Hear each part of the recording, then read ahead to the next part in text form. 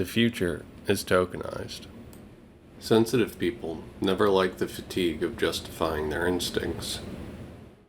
Developing countries are seeking out these new digital tools and investments in digital infrastructure. Without significant leadership and investment from the United States, countries can find themselves drawn towards alternative digital models offered by authoritarian-minded actors. The implications for the United States to not lead on them are serious and long-lasting, especially when it comes to national security. For more than half a century, the U.S. dollar has functioned as the de facto global reserve currency, giving the U.S. unprecedented influence to enforce international sanctions on human rights violators and terrorist groups. If authoritarian regimes succeed, the U.S. could lose its influence over the governance of global financial systems for good. Digital infrastructure, financial infrastructure, SWIFT is used by the world and it is governed by the United States. With new innovations like blockchain and distributed ledgers, other nations have the ability to settle outside of the SWIFT system, essentially creating their own SWIFT that the U.S. cannot govern. Would you allow Chinese firms to build critical U.S. infrastructure? No, I would not. And I spent more time with Xi Jinping than any world leader had by the time we left office. This is a guy who doesn't have a democratic with a small d bone in his body.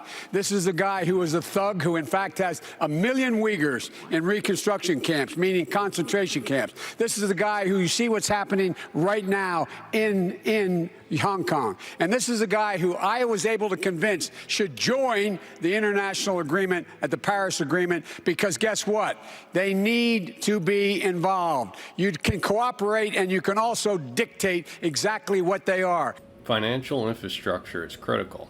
President Biden in this clip states that he would not allow the U.S. to use critical infrastructure built by Chinese technology. He also has a history with Xi and talks about getting them involved with international groups. Trump had sanctions on China that were not lifted when Biden took office. But like the space exploration race in the 1960s and the telecom revolution in the 2000s, the global digital infrastructure sector also gives the first mover an advantage to shape the broader ecosystem for decades. And if it is not the United States or its allies, it will be our adversaries. The BSN network, China's blockchain as a service network, is spreading to offer a blockchain as a service portal. The portal, which is expected to launch in November, will allow developers in South Korea to build blockchain applications. Already thriving on home turf in China, BSN is now expanding globally. So after this move in Korea, where next is the question? Forecast News' Timmy Shen reports from Taipei, Taiwan. In its first expansion outside China, BSN's South Korean portal will allow blockchain project developers to fuse frameworks with chains such as Ethereum, EOS, and Polkadot. The company says its mission is making enterprise blockchain application development easy and affordable. BSN already has 8 active portals in China with a community of over 25,000 developers, and Korea is not the only place it's planning to expand into. Our upcoming one, I can tell you, is in Europe, which we're very excited about and hope to be able to launch in several weeks. And then we're in active discussions with potential portal operators in other parts of Asia, in Europe, in the Middle East, and even some early discussions in North America.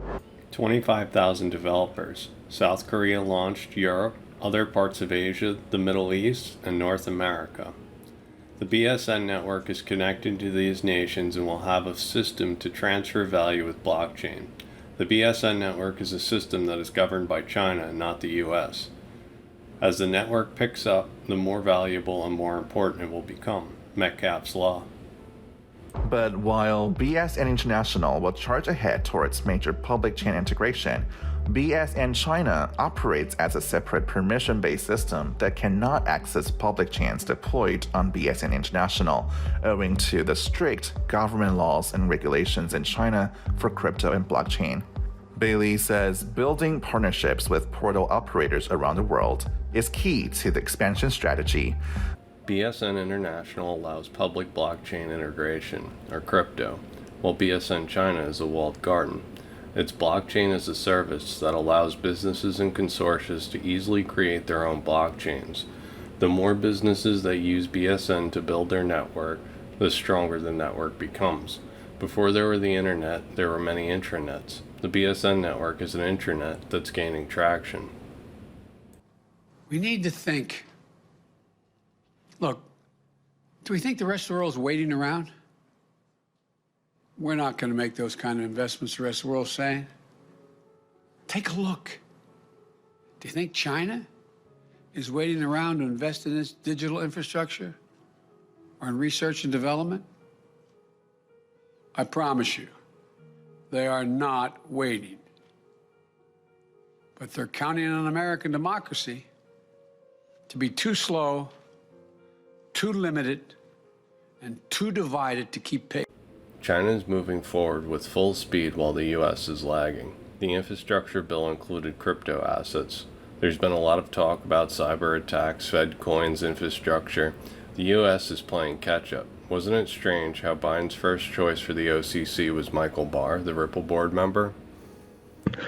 And then we're going to have a central bank digital currency. I don't know if you've been following this, Glenn. Oh, I have been. We're now eager to copy the Chinese in increasing the power of the Federal Reserve by giving it a central bank digital currency, rather than allowing cryptocurrency and blockchain-based innovation to flourish, which seems to me symptomatic of what you call the 1950s mentality. Mind you, I'd happily welcome back the Eisenhower administration if I could get. Chris Giancarlo's Digital Dollar Project. The Digital Dollar Project is about a U.S. CBDC that encompasses the founding principles the U.S. was built on, free from surveillance and capital controls, to create a digital dollar that the world would want to use and the private sector would build innovations around. If this doesn't happen, that will strengthen the use case of crypto and private forms of money. If currency abuses trust, the people will move to trustless systems. Clear that the CFTC had explicit legal authority to spend amounts necessary to avoid furloughs. In his press release, Chairman Adderholt made clear that he strongly disapproved of Chairman Gensler's furlough threat, stating, "Budgetary games where public servants are used as political pawns is not admirable." Gensler is a political pawn. Like Michael Barr, Gensler was selected by the Biden administration to run the SEC. Secretary of Treasury says we should harden SWIFT. I frankly don't think that's going to address the real policy, and we're losing the tools. Sorry to say this, Secretary Carter. We're losing the tools. If we keep using SWIFT for secondary sanctions, and on this... I've been hearing that for 15 years. But what the We've gotten a lot of good use out of them in the meantime. Absolutely, but I think the runway is shortening. I think it's just shortening, and we've seen this right here in this circumstance that North Korea could have evaded sanctions, as the Secretary of Treasury said, just because they can move things across the border. But this new competition to SWIFT is real, so I concur that we should back away from secondary sanctions. And we also have to realize we have to stiffen up other tools, because SWIFT, we're in the waning days of this geopolitical tool. Secondly, as the currency director said, Czarina, excuse me. Currency director said, is we have been leapfrogged by others, by digital currency, by digital Chinese currency. Why? Because, frankly, our central bank has been slow. And there's an appointment coming in January of 22. The president's got to decide whether to change over who's leading the Federal Reserve, whether we need some new leadership there that can move us both domestically and internationally so that we can really be competing actively, that our U.S. currency system, it's under the Secretary of Treasury, but the Federal Reserve runs our payment system. Great. And I think we need to move that Federal Reserve into the modern era. Okay. So those would be my recommendations. This is the reason Gensler was selected. He understands the problem all too well, how these new innovations can bypass SWIFT. RippleNet is a global network of banks and financial institutions that, unlike SWIFT, is updated and can evolve with tokenized assets. It's also a US-based tech with a decentralized settlement mechanism that we know as XRP, a US trusted company that created a global decentralized cross-border settlement network. Experience has been that central bank have responded not because, we should not say fast enough or slow, they've responded because there was no choice. Because the market was moving so fast, people are getting into this new area. And I would credit BIS a lot in this, because with BIS stepping into this space, providing the innovation hub infrastructure, have really helped to bring together a common, at least a common character to how central bank will respond to this change. So I think the BIS setting up the hub, putting a focus on this new area, bringing central banks together, I think it's quite fast in that context if you historically compare against how central banks have responded to innovation. So that's one piece.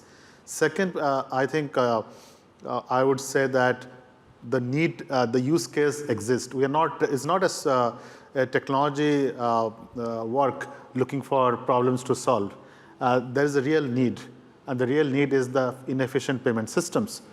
And the previous question you asked whether regional payment infrastructure is working or not, the reality is that it's still work in progress for 10 years.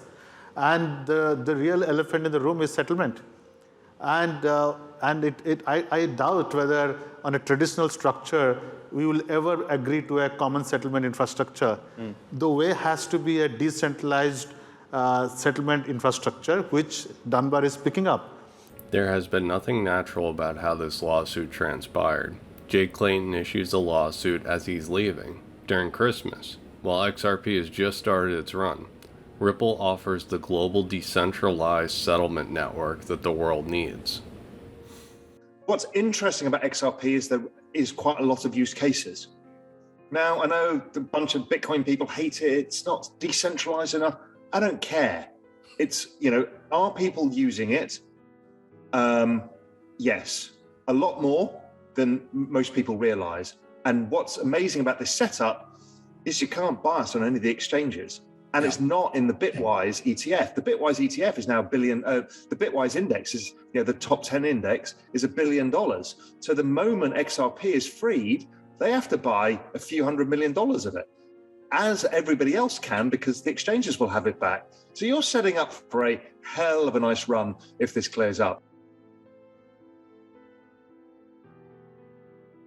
The bitterest tears shed over graves are for words left unsaid and deeds left undone. Thanks everyone. I hope you enjoyed the show. Let me know what you think below. Help me out by taking a moment by liking and sharing the video. If you're interested, I have a Patreon. The link is in the description below.